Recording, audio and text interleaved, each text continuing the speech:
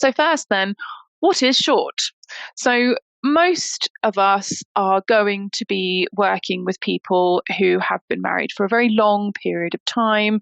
They could have decided to get divorced now that the children have left home, or they're entering into their autumn years and deciding that this just isn't the person they want to retire with. So most of the time, you're working with people who have been married for over 10 years.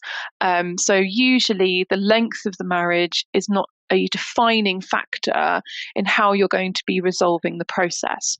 But when you have those cases where they've only been married for, say, 2 years or, a few years, this starts to become a problem.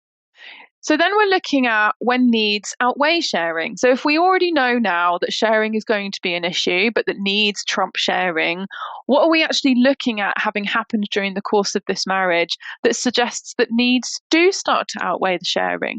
So in McCartney and Mills and McCartney, Heather Mills's argument was that she had those needs because she had sacrificed so much before she entered into the marriage, and also that she should have a share of what had been accrued during the course of the marriage. So what we're looking at as a starting point is the marital request. So what has been accrued during the course of the marriage, and when considering an equal split of those assets, is that something that's going to be able to meet needs? And so in that scenario, there were no children. So that's a good example of a case where they're essentially saying, look, if you're both coming into this with full-time employment and you've kept yourself to yourself as far as your finances are concerned, then realistically, an equal sharing principle is not necessarily appropriate. But the point that the reason I've included Sharp and Sharp is because it refers to a childless marriage. So you can see that that is what is the mitigating factor in Sharp and Sharp, is that there were no children.